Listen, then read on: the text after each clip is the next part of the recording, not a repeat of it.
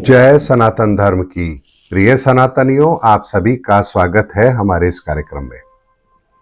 सनातनियों, YouTube पर भी बहुत सारे वीडियो अवेलेबल होंगे और बहुत सारे लोग अपनी कुंडली को लेकर के मार्केट में घूम रहे हैं कि देखिए उनकी कुंडली बहुत स्ट्रांग है, उनकी कुंडली कल्कि की कुंडली है, या कल्कि की कुंडली हमें पता है, हमें उनकी डेट ऑफ बर्थ टाइम पता है, उस कुंडली का आप एनालिसिस कीजिए। और भी बहुत सारे अवधारणा लेकर बाजार में बहुत सारे लोग हैं। तो सबसे पहली बात तो उन्हें अभी तक यही नहीं पता कि कुंडली आखिर होती क्या है। भगवान राम का उदाहरण ले लीजिए। भगवान राम की कुंडली सोशल मीडिया पर अवेलेबल है। भगवान कृष्ण की कुंडली भी सोशल मीडिया पर अवेलेबल है। भगवान राम की कुंडली के अंदर बहुत सारे ग्रह उच्च चुके हैं, लेकिन उसके बावजूद भगवान राम को अपने जीवन के अंदर माता के द्वारा वनवास मिला। 14 वर्ष वनवास में उन्होंने बिताए।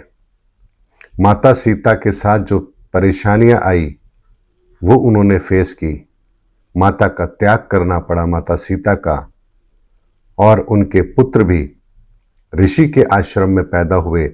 ऐसा समय भगवान राम ने देखा तो उनकी कुंडली में तो बहुत सारे ग्रह हो चुके हैं और भगवान राम का जीवन तो पूरा संघर्षों से भरा था। तो सनातन एक बात को समझिए कि कुंडली आखिर होती क्या है।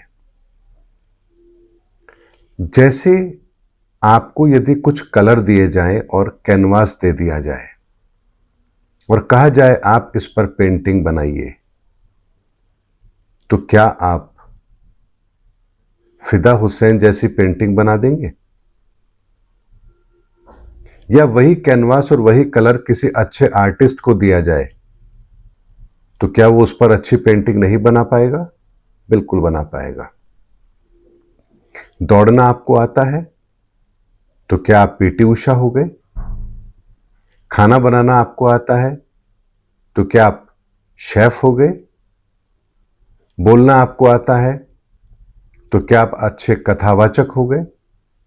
लिखना आपको आता है तो क्या आप लेखक हो गए? सनातनी, ये वो उदाहरण मैंने आपके सामने रखे हैं जो आपको सोचने पर मजबूर करेंगे कि हां, बात तो सही है। अगर हमें खाना बनाना आता है इसका मतलब ये नहीं है कि हम शेफ हो गए। हमें दौड़ना आता है इसका मतलब ये नहीं है कि हम पीटी उषा हो गए। इस बात को आपके सामने रखने का प्रयोजन ये है कि हमें भी अपने जीवन के अंदर, जब हम इस धरती पर जन्म लेते हैं, इस धरती पर जन्म लेने के साथ ही हमें कुछ स्थायी गुण मिलते जरूर हैं। ये स्थायी गुण किस आधार पर मिलते हैं? ऊर्जाओं के आधार पर मिलते हैं। आपको सूर्य की कितनी ऊर्जा मिली है, वो शुभ है या अशुभ है? आपको चंद्रमा की क्या स्थिति मिली है, अर्थात आपका सेकंड लेवल, सेकंड डायमेंशन, उसका संबंध आपके जीवन से कितना बेहतर है? आपके जीवन में वो तत्व काम करेगा तो कैसे करेगा? इसी तरह से आपको सातों ग्रहों की ऊर्जाएं मिलती है। ये ठीक उसी तरह की परिस्थिति है जैसे आपको कलर मिल गया और कैनवास मिल गया। इसमें विशेष बात क्या है? कुछ तो विशेष नहीं है। उस समय जब आप पैदा हुए, इस संसार में और भी लोग पैदा हुए थे, लेकिन असली बात यहीं से शुरू होती है कि अब आप अपने जीवन के अंदर उन ऊर्जाओं का प्रयोग करेंगे तो आखिर कैसे करेंगे? उन ऊर्जाओं के रंगों से आप अपने जीवन में क्या खूबसूरती लेकर आएंगे, ये कोई और तय नहीं करेगा, ये आप तय करेंगे। इसलिए महापुरुषों की कुंडलियां साधारण ही होती हैं, लेकिन उस साधारण कुंडली के अंदर जो भी ऊर्जा वो उस समय पर लेकर आते हैं, उनका वो बेहतर प्रयोग करते हैं जो आज तक किसी ने नहीं किया। इसीलिए वो महापुरुष कहलाते हैं। इस बात को ऐसे समझिए सनातनियों कि अगर आप किसी चीज का बेहतर से बेहतर प्रयोग करते हैं तो परिणाम भी फिर आपको बेहतर जरूर मिलेंगे। ऐसे में भगवान राम ने भी अपनी उन ऊर्जाओं का उतना बेहतर प्रयोग किया कि हर परिस्थिति के अंदर वो अपने आप को श्रेष्ठ साबित करने में कामयाब रहे। लेकिन ग्रहों के कॉम्बिनेशन के साथ में आपको एक चीज और मिलती है और वो मिलती है महादशाएं। महादशाएं आपको यह बताती है कि आपको कार्य तो करना है, कर्म तो करना है, लेकिन उस कर्म की गति किस आधार पर तय होगी। आपको एक साधारण सा कार्य करने के लिए जीवन में दिया जाएगा या आप असाधारण कार्य करने के लिए आए हैं। महादशाएं हमारे सामने वो परिस्थिति पैदा करती है जिन परिस्थितियों का हमें मुकाबला करना होता है। ऐसे में दो ही परिस्थिति बनती है, या तो आपका समय अच्छा होगा या आपका समय खराब होगा, जैसा अमूमन आप लोग ज्योतिषियों से सुनते भी हैं कि आपकी महादशा तो खराब चल रही है। तो खराब और अच्छे का मतलब क्या हुआ?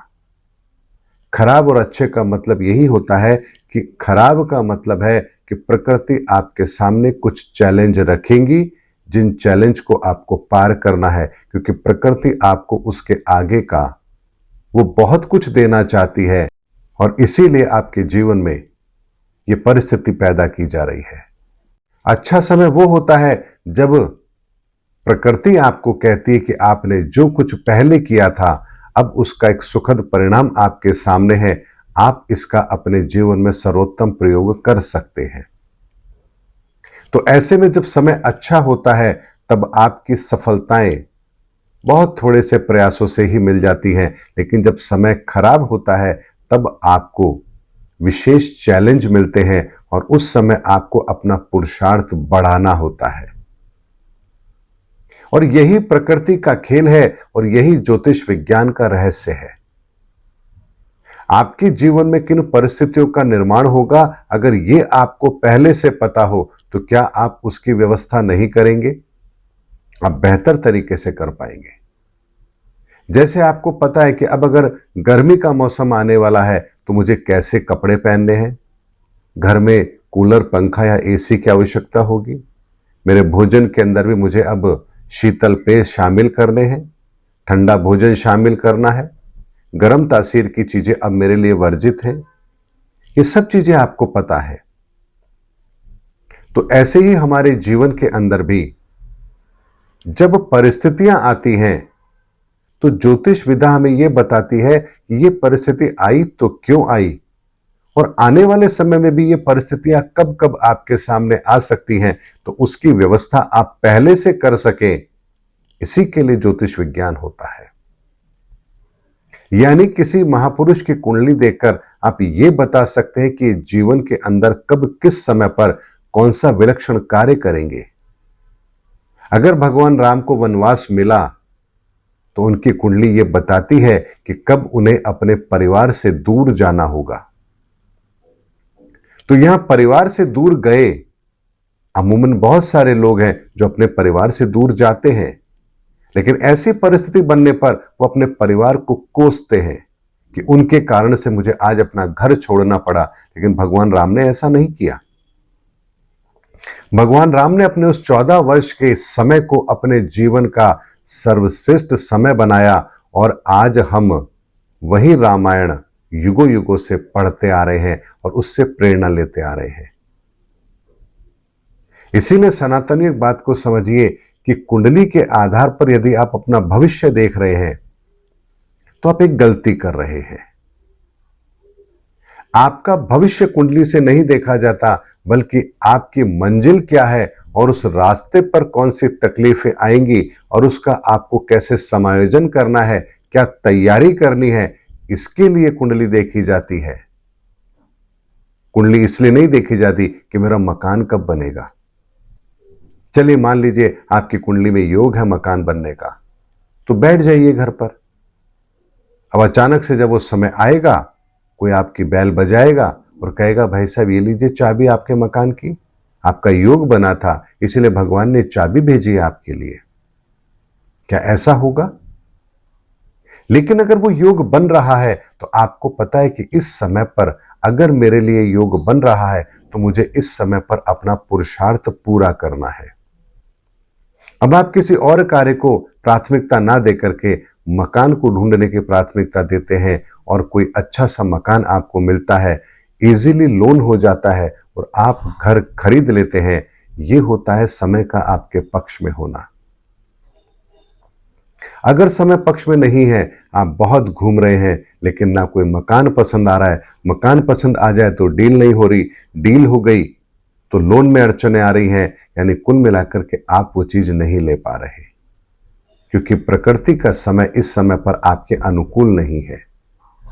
और यही ज्योतिष विज्ञान का रहस्य है कि आप अपने जीवन के अंदर अपने जीवन के रास्ते को कितना बेहतर बना सकते हैं, इसी का मार्गदर्शन आपको ज्योतिष विज्ञान देता है। इसीलिए ज्योतिष को एक विज्ञान की तरह अपने जीवन में प्रयोग कीजिए, अंधविश्वास के रूप में इसे मत लीजिए। मत जाइए ऐसी जगह जहां कोई ये कहता हो, अरे आपका तो शुक्र खराब है, इसकी शांति करानी पड़ेगी, अरे आपको तो काल सर्प दोष है, इसकी शांति करानी पड़ेगी, इसकी पूजा करानी पड़ेगी। ग्रहों का परिणाम इतना सरल नहीं होता, आपके कर्मों का सिद्धांत इतना आसान नहीं है कि चंद रुपयों के अंदर आप कोई शांति कराएंगे और आपको माफी मिल जाएगी।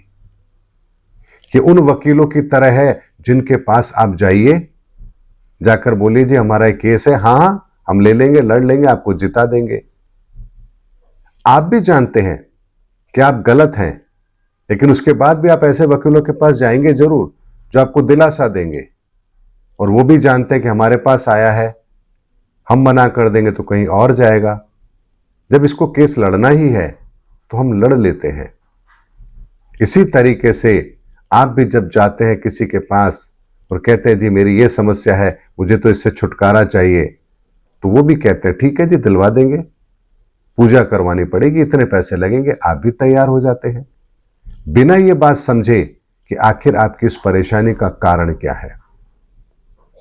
इसीलिए सनातनी एक बात को बड़े ध्यान से समझिए कि आप अपने जीवन को बेहतर स्वयं बना सकते हैं, और ज्योतिष विद्या आपको इस चीज में मदद करेगी कि आपको समय जो मिला है उस समय के अनुसार आपको अपने जीवन के अंदर परिश्रम करना है, तो किस तरह से करना है, किस रास्ते पर आपको चलकर सफलता मिलेगी। अगर ये बात आपके समझ में आ गई तो आप अपने जीवन के अंदर फिर चाहे जो परिस्थिति क्यों ना बन रही हो, आपकी कुंडली कितनी ही साधारण क्यों ना हो, फिर भी आप श्रेष्ठ परिणाम अवश्य प्राप्त करेंगे, क्योंकि आप उस कलाकार की तरह हो चुके हैं जो साधारण रंगों से कैनवास पर एक खूबसूरत पेंटिंग बनाने की क्षमता हासिल कर चुका है। आप फिर उनमें से हैं जिसने सिर्फ दौड़ना ही नहीं सीखा, औरों से तेज दौड़ना सीखा है। आप फिर उनमें से होंगे जिन्होंने केवल खाना बनाना नहीं सीखा, बल्कि खाने में स्वाद आता कैसे है, आपने ये हुनर सीख लिया। इसीलिए सनातनियों अपने जीवन में कर्म के सिद्धांत को समझिए, और अगर उसको समझ गए तो ज्योतिष विज्ञान आपके लिए सोने पर सुहागा है। और बिना कर्म सिद्धांत के आप ज्योतिष को लेकर चलेंगे तो आप केवल और केवल अपने जीवन में ठगाई करा के आएंगे, क्योंकि मार्केट में बहुत लोग बैठे हैं व्यापार करने के लिए, जिन्हें आप जैसे लोग ही चाहिए। इसीलिए सनातनियों जागरूक बनिए, सनातन को अपने जीवन में शामिल कीजिए, अपनी परिस्थिति को समझिए, इस विज्ञान को समझिए और फिर अपने जीवन को बेहतर बनाइए। उम्मीद करता हूं सनातनियों आज का वीडियो आपको मार्गदर्शन देने के लिए पर्याप्त है। अगले वीडियो में फिर आपसे भेंट होगी, तब तक के लिए जय सनातन धर्म की, जय धर्मयुग की, जय सनातन विश्व।